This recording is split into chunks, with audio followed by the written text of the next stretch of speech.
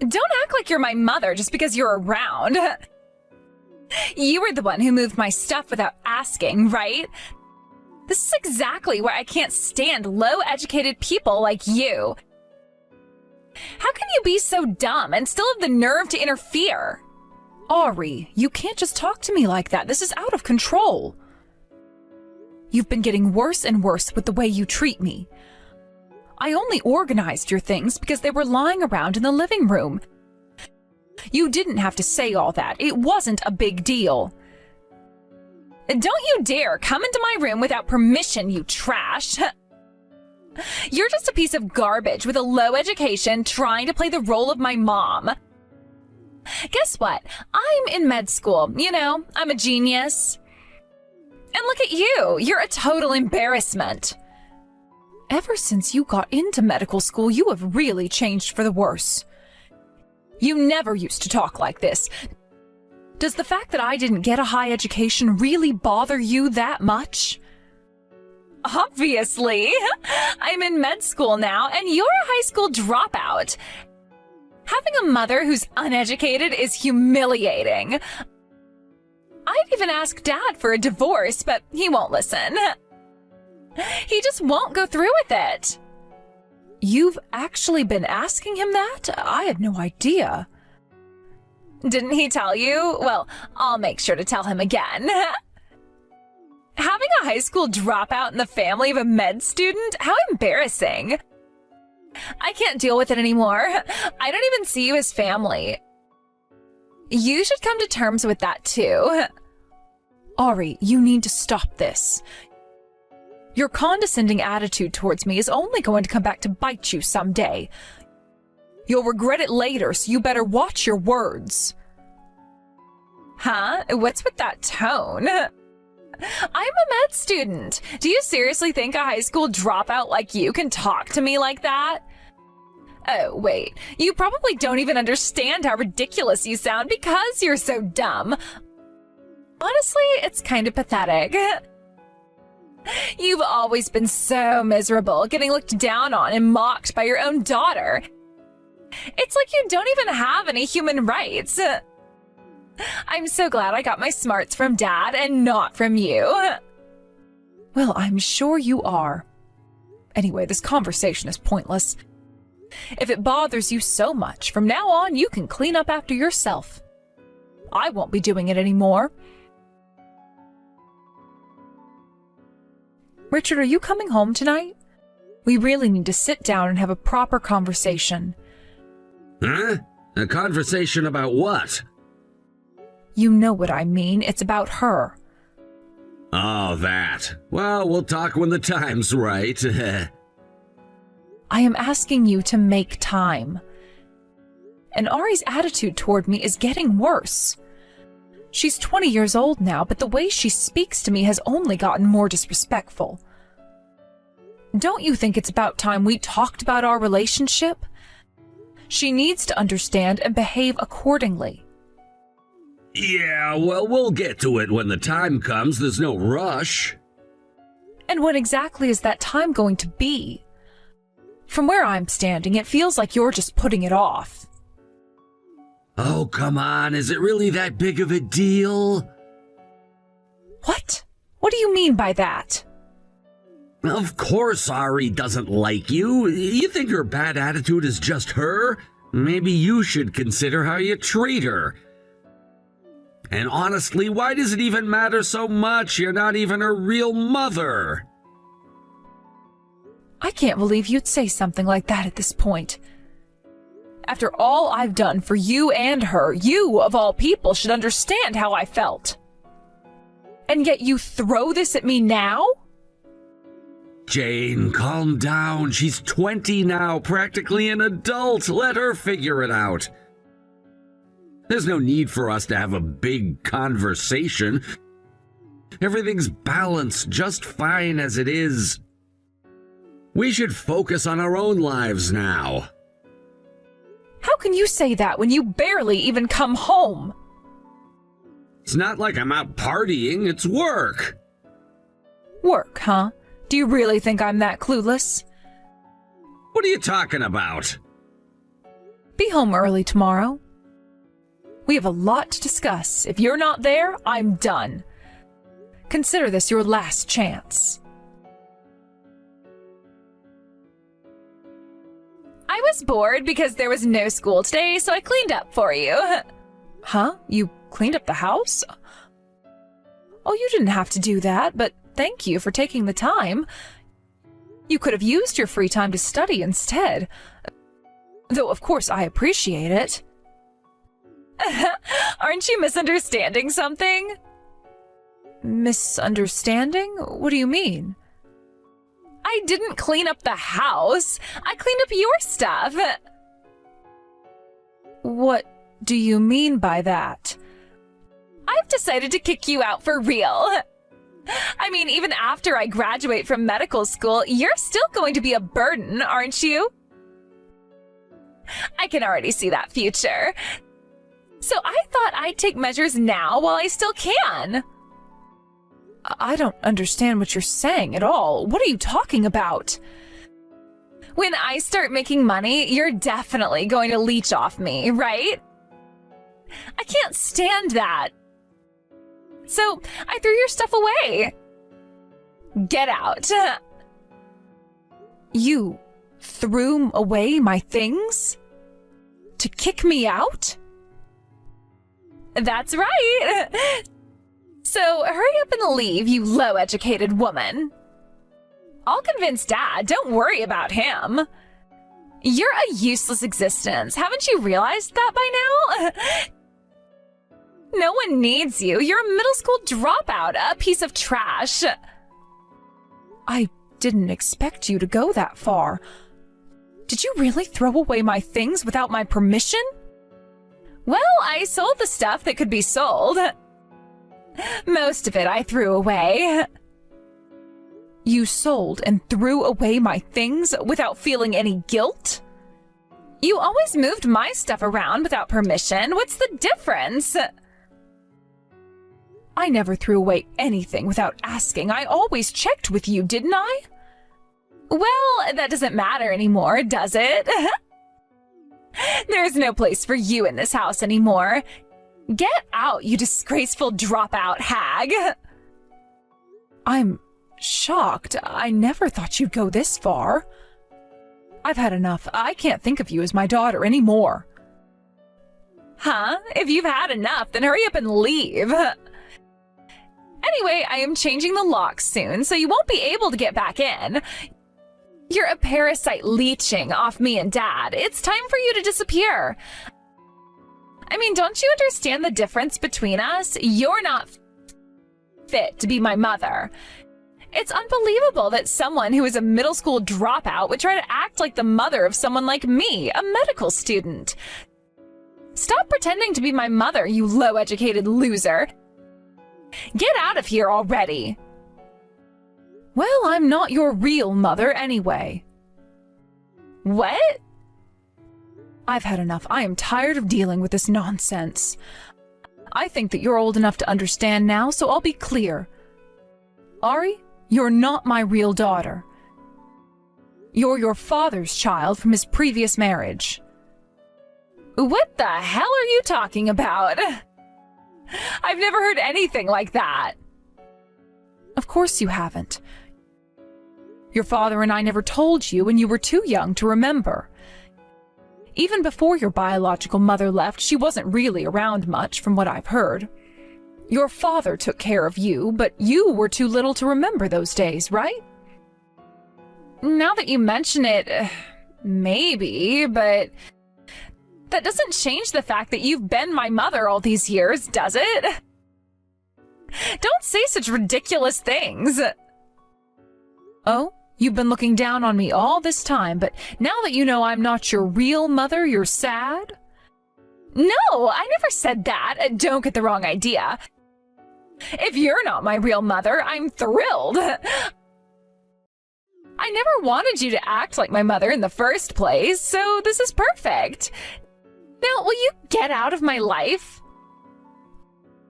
I don't need you to tell me twice. I've taken care of you for over 10 years, so I did have some affection for you. but your rebellious phase, or should I say your defiance towards me, it's been going on for so long. And after pulling a stunt like this, whatever affection I had for you is gone. I was planning to divorce Richard anyway, so this is the end for me. I wasn't going to cut ties with you completely, but it seems you want that too, so I guess this is the right time. So, you're finally agreeing to the divorce? Good riddance! My real mother must be completely different from you. You're just a lowly middle school dropout. Yes, your real mother is quite different from me. Why don't you ask your father? I hear he's been seeing her again lately. Huh? Really? Why didn't anyone tell me? I would have been thrilled to know my real mom was around.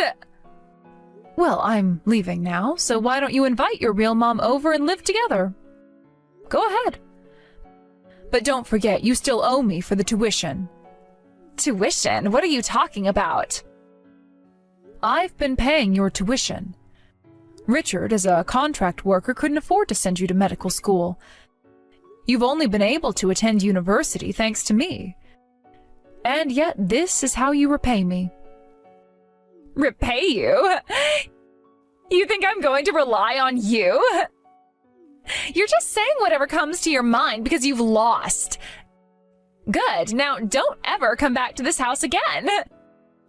I'm going to live happily with Dad and my real mom. Well, I hope that works out for you. Goodbye, then. Thank you for the last 15 years, though I don't feel any gratitude. Mom, help me. Excuse me, I don't have a daughter. Please don't say that and abandon me. I've heard the whole story. This can't be happening. You're my mother, aren't you? You raised me for 15 years and now you're going to throw me away like this? What are you talking about? You're the one who wanted to cut ties with me and kick me out, remember? And besides, I'm not your real mother, so I don't see why we need to stay involved with each other. Isn't this what you wanted? I never imagined things would turn out like this. Dad says he doesn't have any savings at all. And because I kicked you out, we have to pay you alimony on top of everything else. There is no way we can afford tuition. You've hardly ever called me Mom, and now you want to? Isn't it a bit convenient for you to call me that only when you're in trouble? I'm no longer your mother, and I was never your real mother to begin with. Stop being so familiar. We're strangers now. Wait, please don't cut me off like that. I'm in real trouble here. You got what you wanted, didn't you? I'm gone, and your real mother is back in your life.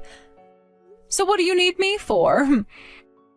Enjoy your reunion with her. I'm sure you'll have a lovely time. No, I haven't seen her in over 15 years, and I barely remembered her face. She sold all my precious things, my furniture and appliances. And when I told her I'm in medical school, she said I'd have to support her for the rest of her life. That's not how I thought things would turn out. You were convinced I'd mooch off you, weren't you? Now you're just being mooched off by your real mother instead. This is not what I wanted. I did this because I thought it would make Dad happy. What are you even saying now? I don't know what you were thinking, but in the end, this was your decision. Richard and I were planning to divorce anyway, but I was willing to keep supporting you, you know. I just don't feel that way anymore, and that's entirely because of you. There's no way I'm paying for anything for you again. I'll also be collecting the money I loaned for your tuition. I'm so glad I had a lawyer draft up those loan papers. Wait, you're serious? Even though you raised me as your daughter, you're really going to make me pay you back? I can understand taking money from Dad, but from me too?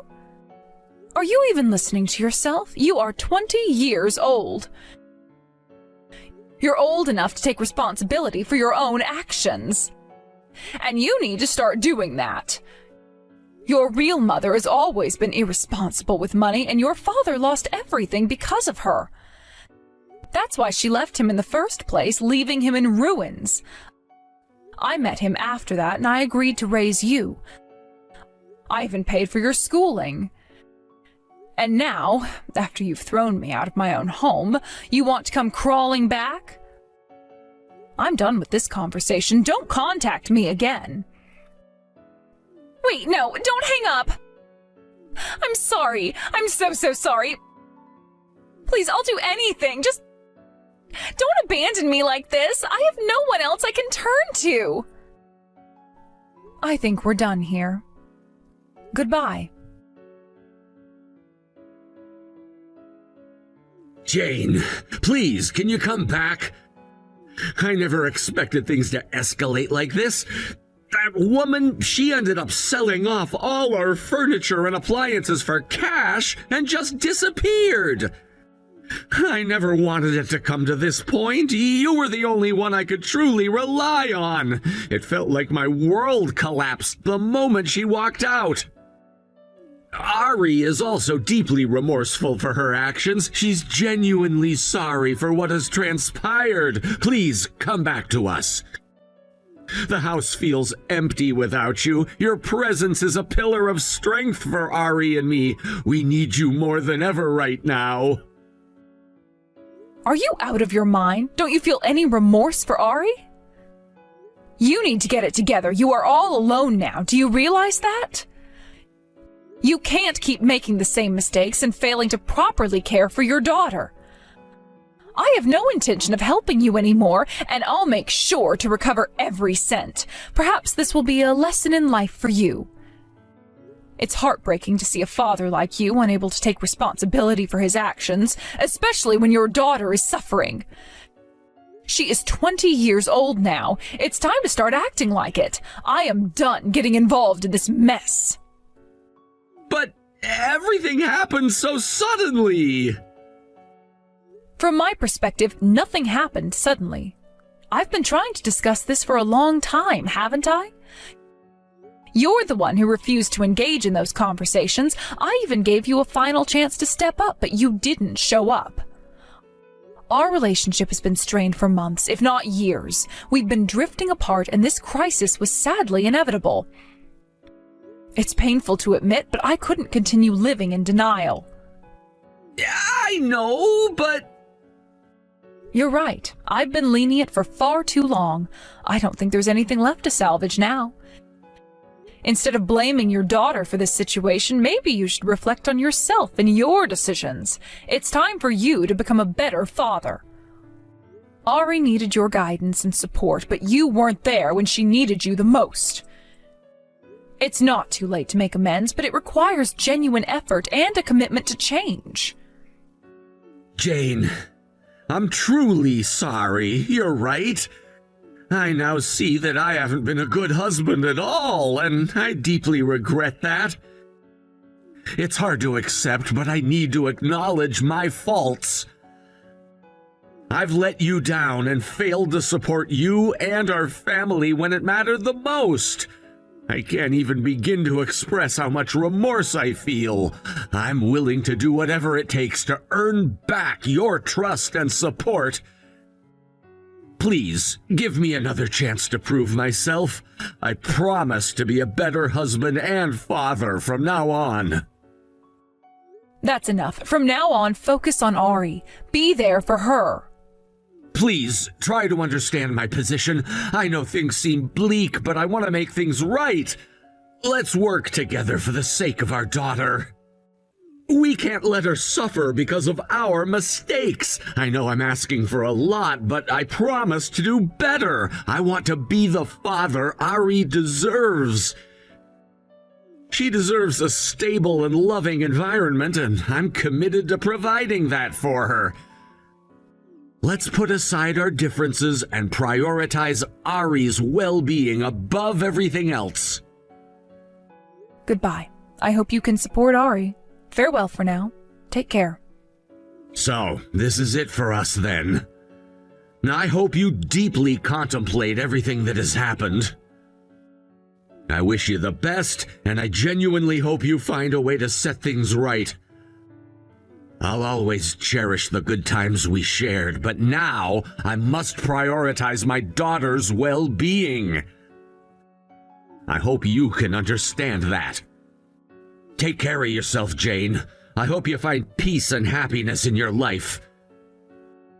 Farewell for now, and perhaps someday we'll find a way to reconcile and move forward together.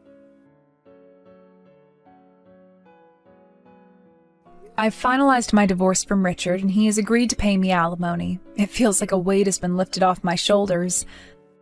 The journey to this point was not an easy one. It was filled with moments of deep reflection, emotional turmoil, and tough decisions. The decision of divorce was not made lightly. It came after months, if not years, of grappling with the realities of our relationship, questioning whether there was a way to salvage what had once felt like a beautiful partnership. The initial realization that my marriage was headed towards its conclusion was jarring. I remember sitting in our living room, surrounded by the echoes of laughter and love that had once filled the space, but now felt like a distant memory. My heart felt heavy as I thought about how much had changed. It was a mix of relief and sorrow, as I knew deep down that ending the marriage was the right choice for my mental and emotional well-being. Yet I mourned the loss of what could have been. Once I made the decision to file for divorce, I found myself grappling with a whirlwind of emotions. There were nights when I would lie awake, replaying memories in my mind. Our first date, the promises we made to each other, the plans we had for the future. I questioned whether I had made the right choice. Doubt crept in, whispering that perhaps there was still a chance for reconciliation. However, as the days turned into weeks, it became increasingly clear to me that the cycle of hurt and disappointment was not something I wanted to continue. Staying in a relationship that no longer brought me joy would only lead to further heartache. Thanks to the support of my lawyer, it seems that I will be able to avoid any further involvement in this situation.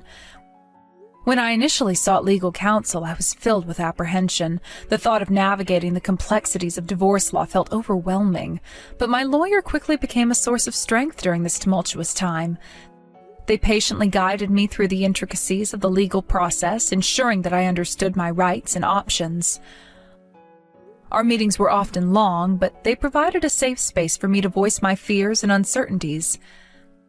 My lawyer's unwavering support helped me find clarity amidst the chaos. I vividly recall one particular meeting where I expressed my concerns about financial stability after the divorce. My lawyer listened attentively and then assured me that we would work together to secure a fair settlement. Their words provided a glimmer of hope, and I began to realize that I could take control of my life moving forward. After that, 6 months passed, and I suddenly received a message from Ari. The sudden influx of emotions upon seeing Ari's name on my phone was unexpected. I hadn't heard from them in a while, and our connection had become strained during the final months of my marriage. I felt a mixture of curiosity and apprehension, uncertain of how our conversation might unfold. According to Ari, Richard has begun to reflect on his actions and has started looking for a full-time job. The revelation startled me. I had often wondered whether Richard would ever take responsibility for his life. For so long he had struggled with commitment, not just in our relationship, but in various aspects of his life. The idea that he was finally considering taking steps towards responsibility felt foreign yet intriguing. Could it be that this time he was genuinely seeking to better himself? Although he can no longer afford to attend university due to his financial situation, he is taking the time to reconsider what he truly wants to do with his life. This was significant for Richard, and I could only hope that he would find a direction that brought him fulfillment. Reflecting on our past, I remembered the conversations we had shared about dreams and aspirations. We had often discussed our hopes for the future, and I wanted to believe that he was finally ready to pursue his passions. Ari also mentioned that they themselves have started working to save money for school, aiming to enroll in a school that aligns with their interests. Hearing this about Ari filled me with a sense of pride. I had always admired their creativity and ambition.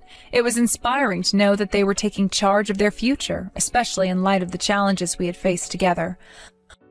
Our friendship had experienced its own share of ups and downs, and I couldn't help but feel grateful that Ari was making strides towards their goals. Ari expressed a desire to meet up, but I turned them down. The thought of meeting stirred a conflict within me. While I missed our friendship, I was acutely aware of the need to protect my newfound independence. The journey to reclaim my life had been a hard-fought battle, and I didn't want to jeopardize the progress I had made. I didn't want to interfere with Ari's newfound independence. They were on a path of self-discovery, and I wanted to support that without becoming a hindrance. I also felt a sense of anxiety about possibly repeating the same patterns as before. The memories of our past were intertwined with feelings of regret and confusion, and the idea of rekindling our friendship filled me with trepidation. I had spent months healing from the emotional scars of my marriage, and the prospect of diving back into a complicated friendship felt overwhelming. I didn't want to risk the stability I had fought so hard to achieve. Even now, I occasionally receive messages from them, but our conversations are superficial and polite. This arrangement has allowed us to maintain a connection without delving into the complexities of our shared history. Each message feels like a thread that keeps us linked, but not entangled.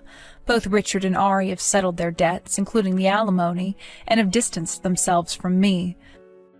This newfound distance brought a measure of peace. It allowed me to focus on building my life without the burden of unresolved issues hanging over my head. Sometimes I think about what might have happened if we had had more time. I find myself lost in thought, wondering about the possibilities. Would things have turned out differently if we had communicated better? If Richard had been more open to addressing the issues that plagued our relationship, could we have found a way to make it work? These questions swirl in my mind, and while I acknowledge their validity, I remind myself that dwelling on the past won't change the present. Perhaps the outcome could have been different. I often reflect on the moments leading up to the divorce, the late-night arguments, the misunderstandings, the feelings of isolation that had seeped into our daily lives. It was a challenging journey, but I also recognize the strength I gained from those experiences. Each setback has been a lesson, and I was determined to learn from them, to evolve as a person and to emerge stronger than before. Well, I am currently satisfied with my life, so I don't really have any complaints. I've embraced my independence and am actively working toward my goals. The sense of liberation I feel is exhilarating. I can finally breathe without the constraints of my past relationship weighing me down. I've begun to explore new opportunities, and I am committed to nurturing my personal growth. One of the things I've started doing is taking art classes, something I had always dreamed of but had pushed aside during my marriage. Art has always been a passion of mine, and the thought of rediscovering that part of myself filled me with excitement. Creating has become a source of solace for me.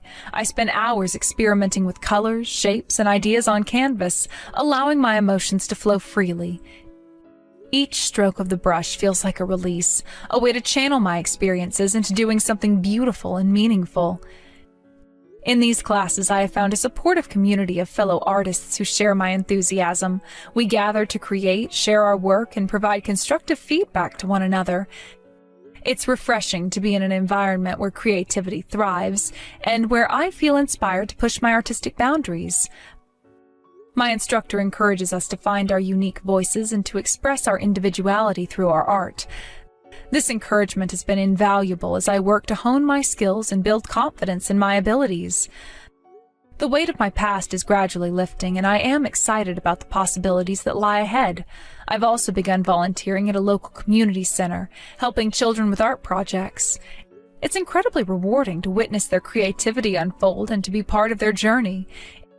In these moments, I realize how far I've come and how the power of connection can create lasting positive change, both for myself and for others. The joy I feel when I see a child's face light up as they create something new is immeasurable. These experiences have reinforced my belief in the importance of fostering creativity in young minds. I am committed to being a positive influence in their lives, encouraging them to explore their artistic potential and express themselves freely. As I immerse myself in these new experiences, I also find myself reflecting on the lessons I've learned from my past. The journey of healing is ongoing, and I understand that it is normal to experience ups and downs. There are days when I feel strong and empowered, and then there are moments when I am reminded of the pain I endured. However, I have learned to embrace these feelings, acknowledging that they are a part of my growth. While I continue to navigate this chapter of my life, I am hopeful for the future. I recognize that healing takes time and am committed to taking the necessary steps to create fulfilling and meaningful life. My journey is just beginning, and I am eager to see where it leads me. I know that there will be challenges ahead, but I am ready to face them head on. Reflecting on my past relationships and the lessons I've learned, I've also started journaling. Writing has become a therapeutic outlet for me, a way to process my thoughts and emotions in a constructive manner. Each entry serves as a snapshot of my experiences, my growth, and my evolving identity. Through writing, I found clarity and understanding, and it has empowered me to embrace my story without shame or regret. As I look forward, I have set goals for myself, both personal and professional. I am determined to pursue my passions wholeheartedly. The freedom I've gained from my divorce has ignited a fire within me, pushing me to strive for a life that reflects my values and aspirations. I have dreams of starting my own art studio, a place where creativity flourishes and people can come together to explore their artistic potential. This vision fills me with excitement and motivates me to work diligently toward making it a reality. In my moments of solitude, I find solace in nature. Long walks in the park allow me to connect with the world around me and to appreciate the beauty and simplicity. Each rustling leaf, each gentle breeze serves as a reminder of the impermanence of life and the importance of cherishing each moment. I've started practicing mindfulness, focusing on the present rather than dwelling on the past or worrying about the future. This practice has helped me cultivate a sense of peace and gratitude. I also reconnected with old friends who had faded from my life during my marriage. Rebuilding these friendships has been incredibly rewarding, allowing me to create a support system that uplifts and encourages me. It's refreshing to be surrounded by people who genuinely care for my well-being and share in my journey of self-discovery. Each gathering, each conversation reminds me of the joy that comes from meaningful connections. Each day feels like a new beginning, a chance to redefine who I am. I've learned to embrace the uncertainty of life, knowing that growth often stems from discomfort. As I navigate this path, I find strength in vulnerability, understanding that opening myself up to new experiences can lead to profound personal transformation. While I may not have all the answers, I am learning to trust in the process and to believe in myself. Life is a tapestry woven with countless threads, each representing a different experience, a lesson learned, or a connection made. As I embrace my new chapter, I am excited to see how these threads intertwine, creating a vibrant and meaningful narrative. In conclusion, I am grateful for the journey that has brought me here, the struggles, the heartaches, and the moments of joy that have all played a role in shaping who I am today. I look forward to the adventures that lie ahead, ready to embrace whatever comes my way with open arms. This is just the beginning of a new chapter, and I am eager to write my story, one filled with resilience, hope, and the promise of a brighter future. As I continue on this journey, I know that there will be moments of doubt and uncertainty. Life can be unpredictable, and there may be challenges that I cannot foresee. However, I have faith in my ability to adapt and overcome obstacles. Each step I take, no matter how small, brings me closer to my goals. I have begun to set aside time for self-care, recognizing the importance of nurturing my mental and emotional well-being. Whether it's curling up with a good book, enjoying a warm bath, or practicing yoga, I prioritize activities that bring me joy and tranquility.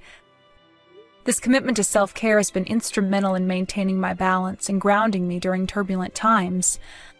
I also find joy in exploring new hobbies. In addition to painting, I've taken up gardening. There's something incredibly fulfilling about nurturing plants and watching them flourish. It serves as a beautiful metaphor for my own journey of growth and renewal. Each seed I plant represents the hope for new beginnings, and with care and attention, I witness the transformation as they bloom. I often find myself reflecting on the lessons I've learned throughout my experiences. The divorce, while painful, has ultimately led me to a place of self-discovery. I've learned the importance of boundaries, valuing my own needs, and prioritizing my happiness. These insights have become guiding principles as I navigate my new life. As I forge ahead, I remain open to the possibility of new relationships. While I'm not actively seeking a romantic partner, I am learning to embrace the idea that love can manifest in various forms. I value the friendships I've cultivated and am excited about the potential for deeper connections. I understand that love does not have to be confined to traditional norms. It can be found in the camaraderie of friends, the bonds with family, and even in the connections I build within my artistic community. In the meantime, I focus on my personal growth and the pursuit of my passions. Each day presents an opportunity to learn something new, to challenge myself, and to expand my horizons. I set small, achievable goals that keep me motivated and excited about the future. Whether it's completing a painting, mastering a new technique, or reaching out to someone new, I take pride in each accomplishment.